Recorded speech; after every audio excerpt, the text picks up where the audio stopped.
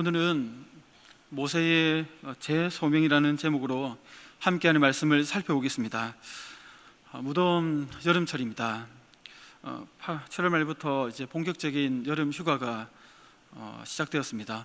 휴가 동안 여행과 또 여러 만남으로 즐거운 시간을 보내고 있으리라 생각됩니다. 먼 길 오가가며 또 많은 분들과 만난 가운데서 피곤하실 텐데 또 예배를 사모하여 나오신 여러분들을 주님의 이름으로 환영하고 축복합니다. 오늘 우리는 모세라는 한 인물을 중심으로 출애굽기를 계속해서 살펴보고자 합니다. 특히 사명이라는 관점에서 하나님께서 사명자를 어떻게 세워가시는지 그런 관점에서 살펴보고 있습니다. 모세는 하나님의 뜻을 받들어 애굽의 왕 바로에게 섰죠. 앞 시간에 한 달 전에 나눴던 말씀인데 하나님의 뜻을 가감없이 다 전합니다. 하지만 그 결과는, 순종의 결과는 어떻습니까? 비참함을 맞이하게 됩니다. 애굽 왕은, 바로는 꿈쩍도 하지 않습니다. 이스라엘은 더 참혹한 상황에 놓이게 됩니다.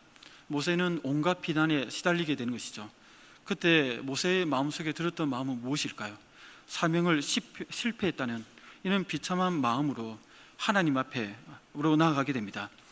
그때 하나님은 무너진 모세의 마음에 다시금 사명자로서 그의 마음을 일깨워주고 붙들어주고 계십니다.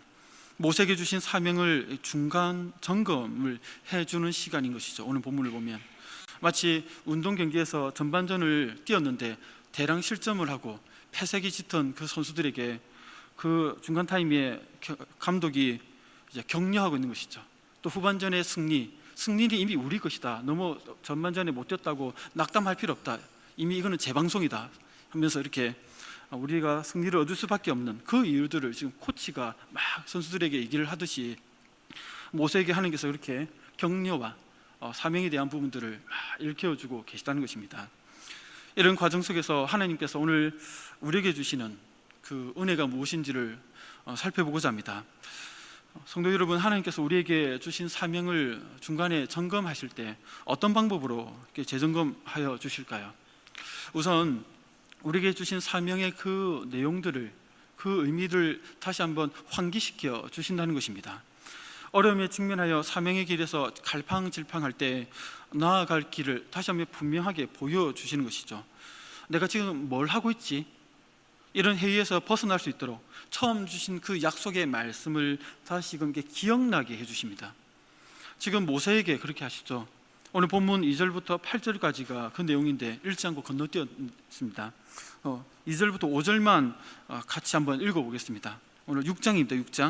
6장 2절에서 5절 말씀 같이 한번 읽어보겠습니다. 시작. 하나님이 모세에게 말씀하여 이르시되 나는 여호와이니라.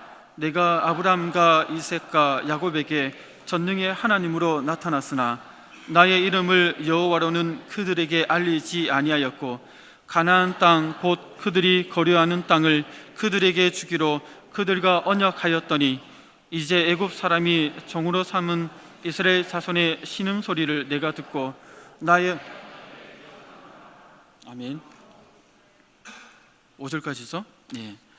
하나님은 먼저 사명의 내용을 알려주기 앞서서 하나님이 어떤 존재이신지를 다시금 말씀하십니다. 나는 여호와이니라. 하나님 자신의 존재를 다시 한번 알려주시죠.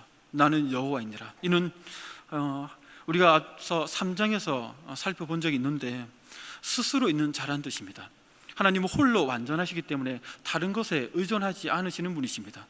스스로 계신 자존자란 뜻입니다. 나는 여호와이니라. 이 표현은 모두 하나님의 언약 성취와 깊은 관련이 있는 성호인 것이죠. 방금 읽은 3, 4절에 보면 아브라함과 이삭과 야곱에게 하신 언약을 기억하신 하나님께서 그것을 성취하기 위해서 애굽의 놀라운 이적을 베풀시겠다는 이 문맥 가운데서 이 나는 여호와라는 성호가 나오지 않습니까? 그런 차원에서 이것은 누군가를 의지해서 이것을 이루는 것이 아니라 하나님의 능력 가운데 하나님 홀로 이 일을 이루시겠다는 그런 의미에서 모세에게 먼저 밝히시는 것이죠. 그러면서 그 일을 행할 때 하나님께서 기계적으로 감정 없이 막 다루시는 것이 아니라 여호와 하나님이라는 이 표현 속에는 하나님의 자비하심이 담겨져 있다는 것입니다. 하나님께서 언약을 성취하실 때, 누구도 의지하지 않고 홀로 그 일을 이루어 나가실 때 이스라엘을 향한 그 자비하심을 품고 이 일을 성취해 가신다는 것입니다. 이런 자비는 이미 조상들인 아브라함과 이삭과 야곱에게서 우리가 보았습니다. 우리가 아브라함을 생각해 보면 하나님은 그를 우상을 만들던 아버지 다라의 집에서 불러냈을 때부터 하나님의 자비하심이 시작되죠. 그리고 언약의 초상, 첫 초상으로 삼아주셨습니다. 하지만 아브라함은 어떤 행동을 합니까? 애굽에 도착했을 때 첫 기근을 맞이합니다. 그때 가나안 땅에 도착했을 때 첫 기근을 맞이하죠. 그럴 때 애굽으로 내려갑니다. 그때 애굽에서 어떻게 합니까? 누이라 속이죠, 아내를. 자기의 목숨과 여러 가지 상황 때문에 거짓말을 합니다. 그러다가 아내를 바로에게 빼앗기게 됩니다. 그때 하나님은 어떻게 하시죠? 자비하신 가운데 그 위기에서 건져주시는 것입니다. 또 약속의 아들을 기다리지 못하자 아내 사라가 여차하자 이렇게 얘기를 합니다. 그 말을 듣고 여종 몸종 하갈을 통해서 아들을 낳았습니다. 이스마엘이죠. 이 이스마엘을 하나님의 아들로 삼아 주십시오, 이렇게 내 후손으로 삼아 주십시오 얘기하자 하나님이 들었지 않으시죠. 그 일 때문에 오히려 그 집안이 풍비박산이 나기 일복 직전입니다. 근데 하나님이 또 간섭하셔서 그 가정을 또 평화롭게 정리를 해주십니다. 결국 아브라함의 불순종에도 불구하고 이삭이라는 그 약속의 대가 이어지도록 하나님께서 그 인생 가운데 자비하심으로 하나하나 성취해 나가셨다는 것입니다. 야곱은 또 어떻습니까? 말할 것도 없어. 이사야서에서 야곱을 가리켜 지렁이 같은 존재다 얘기합니다. 지렁이 어떤 존재입니까? 굴곡이 많은 인생이죠. 그 인생 가운데 하나님께서 자비하심을 베풀지 않았다면 야곱은 말 그대로 형이나 형의 발꿈치나 붙잡는 약삭빠는 그런 인생을 살다가 인생을 종결했겠죠. 그런데 하나님께서 그 인생 가운데 자비하심으로 간섭하셔서 믿음의 조상의 대를 잇도록 그를 세워 주셨다는 것입니다. 이렇게 나는 여호와 하나님이다, 이 표현을 통해서 조상들에게 얼마나 크신 자비하심을 베풀었는지를 모세, 지금 너가 깨달아 알기를 바란다 얘기를 하고 있다는 것입니다. 이처럼 애굽에 종살이하는 이스라엘에게도 이러한 자비하심 가운데 내가 붙들 것이다 라는 사실을 모세에게 일깨워주고 있다는 것입니다. 그래서 5절에서는 이제 애굽 사람이 종으로 삼은 이스라엘 자손의 신음소리를 내가 듣고 나의 언약을 기억하노라. 너의 고통과 너의 눈물과 너의 부르짖음을 내가 외면하지 않고 내 자비함을 베풀면서 이제는 들어주겠다, 이렇게 말씀하시는 것이죠. 자비를 베푸는 그 근거가 되는 그 언약을 주님께서 기억하고 계시다는 것입니다. 그런데 이 언약을 표현할 때 그냥 언약이라 하지 않고 나의 언약이다 이렇게 표현합니다.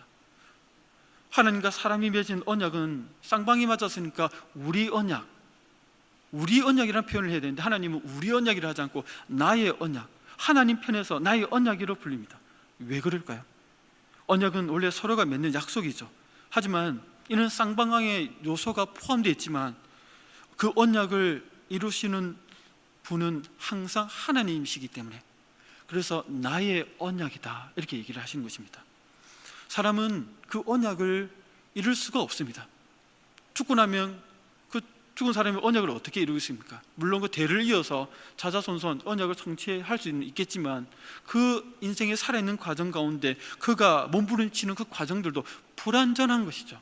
그러니까 결과적으로 보면 그 언약을 쌍방이 맺지만 하나님이 홀로 다 성취해 가시기 때문에 나의 언약이 될 수밖에 없다는 것입니다.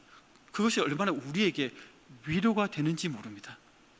그렇게 그런 나의 언약이라는 표현을 통해서 하나님께서 지금까지 그 언약을 자비하신 가운데 성취해 왔음을 지금 모세에게 일깨워주고 있다는 것입니다.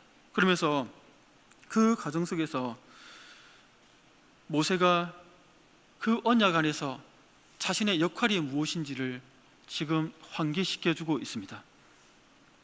모세의 역할은 무엇입니까? 비록 지금은 애굽 왕 바로 앞에 섰다가 낭패를 당했죠. 처음에 말씀드린 것처럼 비난을 당하고 이스라엘 백성은 더 큰 수모를 고난을 당하고 애굽 왕 바로는 더 마음이 강팍해져서 더 압박을 하고 있고 이런 상황이지만 하나님께서 그 상황 속에서 일하실 것이라는 것을, 그 내용을 알려주고 있다는 것입니다. 그래서 그런 차원에서 오늘 본문 6장 6절에서 8절까지 그 내용들을 구체적으로 다시 얘기를 하고 있다는 것입니다. 같이 한번 읽어보겠습니다. 6장 6절부터 8절입니다. 그러므로부터 시작. 그러므로 이스라엘 자손에게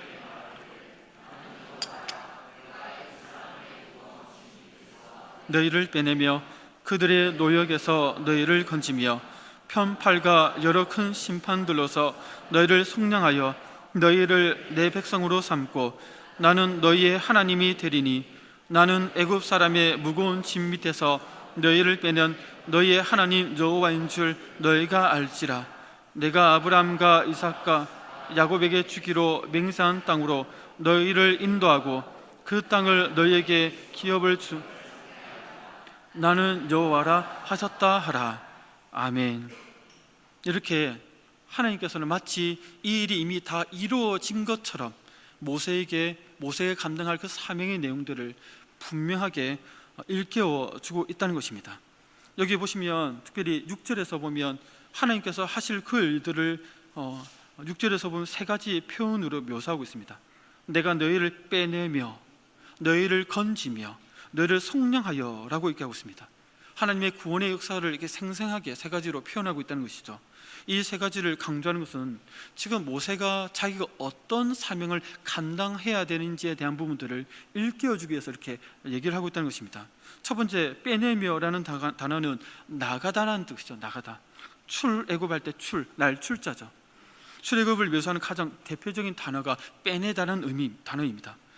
여기서는 빼내다라고 표현했지만 이 원어를 다른 곳에서는 인도해내다라고 번역하고 있습니다.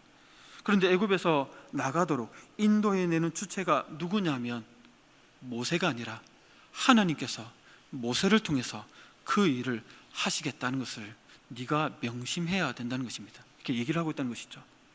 그리고 이어서 건지며, 이 단어는 입장에 따라서 두 가지로 나타납니다. 하나는 구해내다는 뜻인데 이스라엘 입장에서 보면 하나님의 구원을 의미하죠. 반면 다른 하나는 빼앗기다, 강탈당하다는 뜻인데 애굽의 입장에서 보면 하나님으로부터 이스라엘 백성을 빼앗기게 되는 것이죠. 그래서 이 건지며라는 표현은 이스라엘에 대한 하나님의 자비로운 구원과 함께 동시에 애굽이 이스라엘을 하나님께 빼앗긴다는 의미가 담겨 있다는 것입니다. 끝으로 속량하여, 이 단어는 우리에게 익숙한 단어죠. 예전 개혁판에서는 구속하여라는 의미인데 포로나 노예를 대가를 주고 사서 자유롭게 한다는 의미이지 않습니까? 누군가 그 역할을 해야 하는데 하나님께서 속량하시겠다, 구속하시겠다는 것입니다. 어떻게 해요? 편팔과 여러 큰 심판들로서 너희를 속량하여, 그 값이 뭐냐면 심판을 통해서 값을 치르게 하겠다는 것이죠. 그 심판을 표현하는 것이 바로 큰 편팔과 여러 큰 심판이다, 이렇게 얘기합니다. 편팔은 말 그대로 팔을 이렇게 폈다는 거지 않습니까? 이 말은 하나님께서 이스라엘 백성을 구원하기 위해서 그 원수 애굽을 심판하시겠다는 그런 의미의 편팔이라는 것입니다. 앞으로 있게 될 10가지 재앙과 홍해 사건을 통해서 하나님의 백성을 학대하고 억압했던 그 값을 톡톡히 치르게 하실 것이라는 것입니다. 그리고 이렇게 건져내시겠다는 것이죠. 이런 출애굽의 역사를 생생하게 세 가지 표현으로 묘사하고 있는데, 이런 묘사를 왜 모세에게 하고 있을까요? 바로 모세의 눈을 열어주기 위해서입니다. 모세는 지금 위축되어 있습니다. 낙담했죠. 난간에 복장해서 앞이 안 보이죠. 이것을 감당할 수 있을까? 까마득하죠. 그 시선이 자신에게로부터 하나님께로 눈을 들게 하기 위해서 이렇게 생생하게 하나님께서 이렇게 묘사를 하면서 그의 눈을 이렇게 들게 하는 것이죠. 깨닫게 하시는 것이죠. 하나님은 모세에게 지금 수세에 몰린 사람이 네가 아니다, 눈을 들어서 봐라, 애굽왕 바로가 지금 수세에 몰렸다, 지금 어려운 상황만 바라보지 말고 얼마 안 있다가 이게 반전되어서 애굽이 완전히 하나님의 심판을 받아서 초토화될 것이다, 너 계속해서 너 어려운 상황만 지켜보지 말라 하는 의미에서 하나님의 구원의 역사를 생생하게 이렇게 표현을 하고 있다는 것입니다. 성도 여러분, 이러한 것은 우리에게도 마찬가지입니다. 하나님은 우리에게 주신 사명을 잊지 않도록 하기 위해서 중간중간에 그 내용들을 이렇게 생생하게 일깨워 주신다는 것입니다. 물론 그 본질은 같지만 그것의 내용들을 다시 한번 환기시켜 주십니다. 하나님께서 성도에게 주신 사명은 무엇입니까? 물론 그 사명은 각자 받은 은사에 따라서 하는 역할들이 세분화되어서 다르겠지만 그 본질은 누구나 동일합니다. 모세에게 주신 사명처럼 세상에서 재종살이하는 택한 백성, 아직 주님을 믿지 않지만 영원 전부터 택한 백성들을 건져내어서 교회 공동체 안으로 인도하여 그를 섬겨 그로 하여금 같이 하나님을 섬기며 세상을 섬기게 하는 이 일에 우리가 모두 하나같이 사명을 받은 자입니다. 신약의 표현대로 말씀드리면 사탄의 나라에서 종살이하는 택한 자들을 건져내어서 하나님 나라에 인도하여 하나님의 백성이 되도록 하는데, 그래서 함께 한 마음으로 주님을 섬기고 세상을 향해 섬기는 이 일에 우리가 사명을 받았다는 것입니다. 구약이나 신약이나 그 핵심이 동일한 것이죠. 그래서 우리는 이 부르심을 받았다는 것을 늘 명심해야 됩니다. 하지만 이 부르심에 대한 막연함이 교회 공동체 안에서는 더 구체화시켜 주신다는 것이죠. 특별히 하나님께서는 우리 지역교회 장류 호산나 교회를 통해서 이 사명을 구체화시켜 나가시는데, 우리 장류 호산나 교회 목회 철학의 이 사명을 어떻게 이룰 것인지에 대해서 세 가지로 표현하고 있죠. 목회 철학 세 가지 혹시 다 기억하십니까? 저는 오늘 설교를 주면서 홈페이지를 이렇게 살짝 봤습니다. 보니까 알고 있는 거죠. 제자 훈련 받았으니까 다 알고 계시겠죠. 첫 번째가 뭐죠?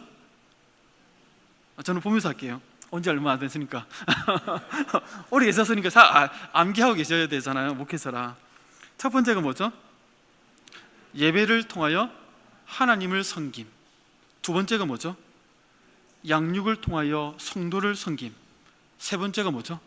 전도와 나눔과 돌봄을 통하여 세상을 섬김. 섬긴다는 그 대상이 하나님, 성도, 세상입니다.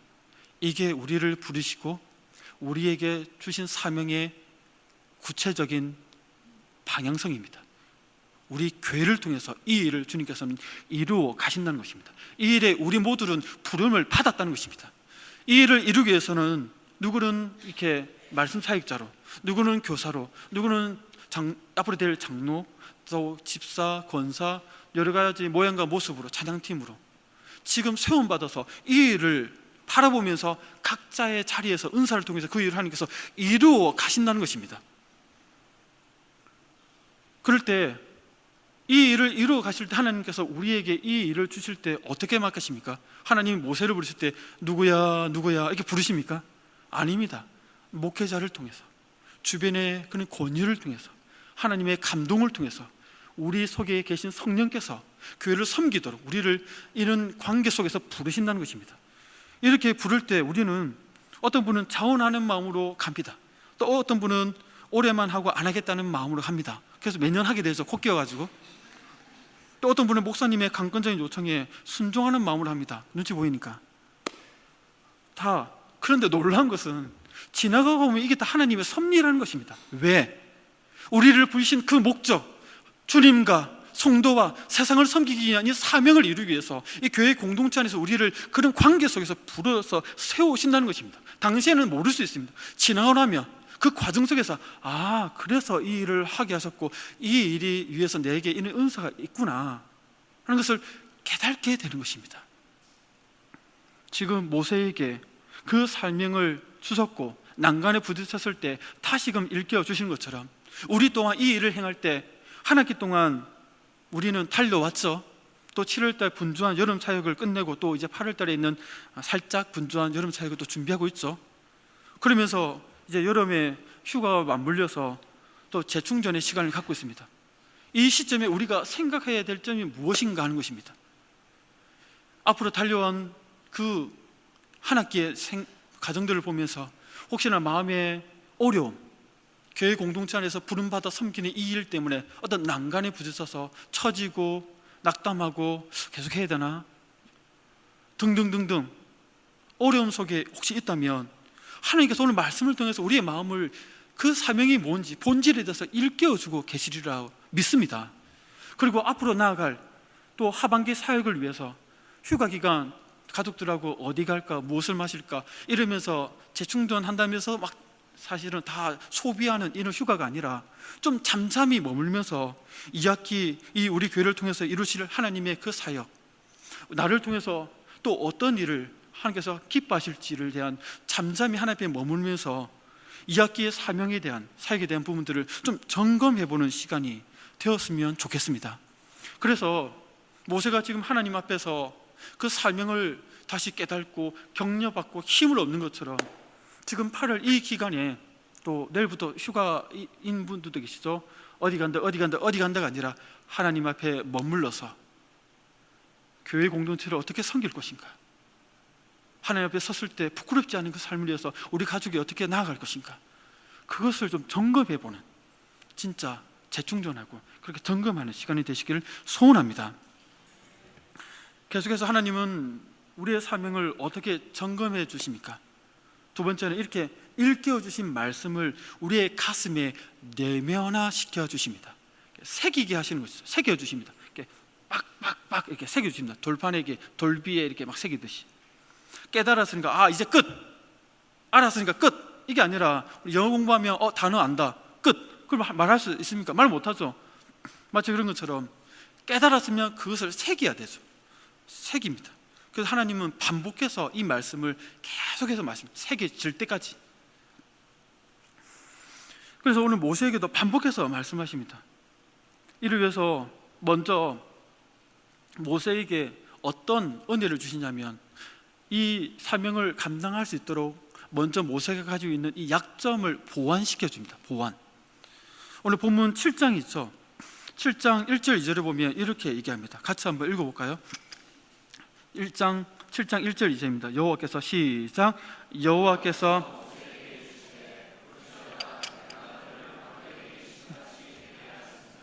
내 형 아론은 내 대언 자가 되리니 내가 내게 명령한 바를 너는 내 형 아론에게 말하고 그는 바로에게 말하여 그에게 이스라엘 자손을 그 땅에서 내보내게 할지니라. 아멘. 여기서 하나님은 모세에게 두 가지를 보완해 줍니다. 첫째, 그의 형 아론을 대언자가 되게 하시는 것이죠. 그리고 바로의 앞에서 신과 같은 존재가 되게 하십니다.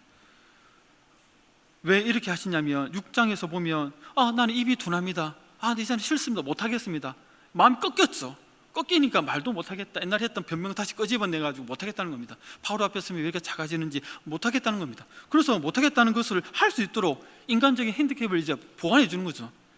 그래서 형을 통해서 대언자, 형 통해서 말하게 해야겠다. 두 번째, 너 이제 바로 앞에 서면 네가 작아지는 게 아니라 바로가 네 앞에서 작아지도록 네가 신과 같은 존재가 되게 해주겠다. 이렇게 배려를 해줍니다. 왜 이렇게 해주실까요? 모세를 돋보이기 위해서? 주인공처럼? 아닙니다. 모세에게 주신 사명을 감당하게 하기 위해서 이렇게 배려해 주신다는 것입니다. 그게 목적입니다. 이런 배려 속에서 모세는 자신의 입이 둔하지만 형을 통해서 대언하니까 담대해지는 것이죠. 모세 앞에 섰을 때 이제 더 이상 위축되지 않는 것이죠. 바로 앞에 섰을 때. 그러니까 다른 데 에너지를 쏟을 필요 없습니다. 스트레스 받아서 막 이럴 필요 없는 것이죠. 온전히 100% 사명을 집중할 수 있도록 환경을 이렇게 조성해 주신다는 것입니다. 이제 모세가 집중해야 될 하나님 뜻은 무엇입니까? 3절에서 5절이죠. 7장 3절에서 5절 같이 한번 읽어보겠습니다. 시작. 내가 바로의 마음을 완악하게 하고 내 표징과 내 이적을 애굽 땅에서 많이 행할 것이다.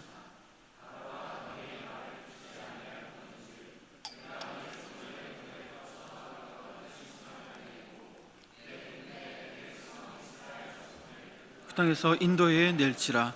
내가 내 손을 애굽 위에 펴서 이스라엘 자손을 그 땅에서 인도해 낼 때에야 애굽 사람이 나를 여호와인 줄 알리라 하심. 아멘. 반복적인 내용이죠. 새기게 하는 겁니다. 하나님 뜻은 분명합니다. 바로의 마음을 완악하게 해서 표징과 이적을 많이 행할 것이다. 바로를 심판한 후에 이스라엘 백성을 건져내서 약속의 땅으로 데리고 갈 것이다. 그것을 통해서 여호와 하나님만이 유일하신 참 하나님을 그들에게 드러낼 것이다. 네가 이 일 가운데 쓰임받을 것이다. 얘기를 합니다. 성도 여러분, 이런 내용들은 앞에서도 계속해서 반복해서 얘기를 하셨죠. 처음 부르셨을 때부터 모세에게 반복해서 얘기합니다. 이렇게 하는 것은 그 말씀, 사명의 내용들을 깨닫고 끝나는 것이 아니라 새기는 작업이죠. 줄이 갔던 부위에 또 줄이 가고 또 줄이 가고 또 새기는 것이죠. 각인시키는 겁니다. 확신을 심어주는 것입니다. 이것은 우리에게도 마찬가지입니다. 하나님은 우리를 교회 공동체를 통해서 주의 뜻을 이루어 가실 때, 사명자로 불러섰을 때 그 뜻을 잊지 않도록 반복해서 말씀하십니다. 말씀에 가슴에 새기는 과정을 거치게 하십니다. 성도 여러분, 말씀을 반복해서 들을 때 하나님의 의도가 무엇인지 깨닫고, 귀찮아 또야? 이게 아니라 나에게 새기도록 하는 그 과정 가운데 있구나 하면서 따라가는 자가 복이 있는 자입니다. 만약 이 과정을 거치지 않으면 어떻게 될까요? 가슴에 새기지 않게 되면 주님의 뜻에서 벗어납니다. 위기가 딱 오면 꺾이죠.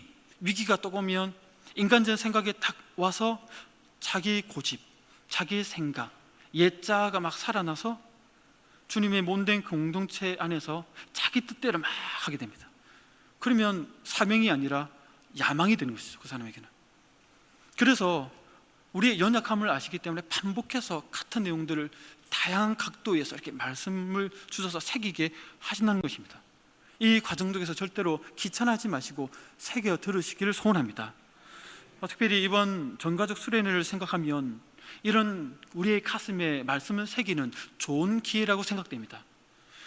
저녁 집회 때 말씀의 은사가 있는 목사님이 오셔서 우리에게 말씀하시죠. 이 기회가 저는 정말 좋은 기회라고 생각됩니다. 여러분들 이쯤 되면 마음이 좀 허전하고 뭔가 허하고 이러지 않습니까? 뭔가 좀 부흥회를 좀 했으면 좋겠고, 뭔가 사경회를 좀 했으면 좋겠고, 뜨겁게 말씀의 은혜를 받아서 2학기 사람이 밖에서 땀 흘리는 게 아니라, 더워서 땀 흘리는 게 아니라 주님의 그 말씀에 뜨거운 은혜를 받아서 막 영적인 땀을 뻘뻘 흘리면서 이 체지방, 영적인 체지방을 좀 빼고, 좀 그래야 하나님 은혜 가운데 사로잡혀서 2학기 사역, 그래야 여름을 건강하게 보내야 건강하게 겨울을 맞이하지 않습니까? 그게 비결이라 하더라고요. 그래서 여름을 잘 보내야 된다. 그래서 삼계탕도 먹고 그러지 않습니까? 우리가 보신탕도 먹고 똑같습니다. 영적도.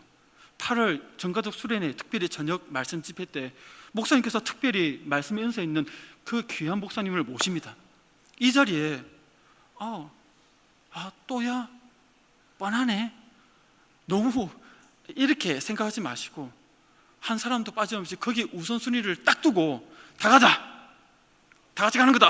하면서 우리 가족들 다 데려오고, 귀찮겠죠? 그러면 덥잖아요. 오며 가며 사람들 많이 더 분비해야 되고, 아이들, 가족들 모이면 또 신경 써야 되고, 이런 거 생각하면 하는데, 이런 모든 불편함들을 넘어서는 크신 하나님의 은혜를 주실 줄로 믿고 저녁 집회에 참석하시기를 소원합니다.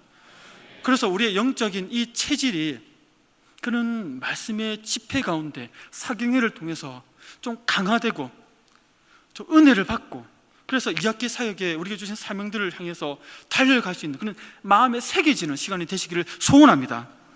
그래서 계속해서 부탁드리는 것은 우리 모두가 한 마음으로 주변에 있는 분들에게 나 간다, 너도 가니? 하면서 다락방인 사람들 다 끌어들이고 안 가면 벌금 10,000원 이러면서 좀 적극적으로 다들 다 데려와가지고 또 하나님의 그 풍성한 말씀의 잔치에 많이 받아먹고 건강한 여름철을 보내서 또 2학기를 맞이하시는 은혜가 있기를 소원합니다. 그래서 주님께서 이 자리에 있는 우리 성도님들을 통해서, 또 이 자리에 있지는 않지만 우리 교회에 속한 권속들을 통해서 하나님 뜻을 이루시는 그 사명자로서 세워지기를 소원합니다. 함께 기도하겠습니다. 오늘 말씀을 기억하면서 주님, 8월 우리에게 이제 상반기를 보내고 하반기를 맞이하는 중요한 시점입니다. 상반기를 바라보면서 우리 교회 공동체 중에 있었던 그 사명, 그 역할들을 내가 잘 감당했는지 돌아보게 됩니다. 앞으로 있을 또 하반기 사역을 바라보면서 하나님께 영광 돌리기 위해서 달려가기 원합니다. 이 시점에 하나님, 나를 통해서, 우리를 통해서 하나님께서 기뻐하시는 바가 무엇인지 자신을 점검하며 은혜를 받고자 하는 사모하는 마음 가운데 이는 중간 점검하는 시간이 되게 해달라고 우리 자신을 위해서, 교회를 위해서 함께 기도하며 나아가겠습니다.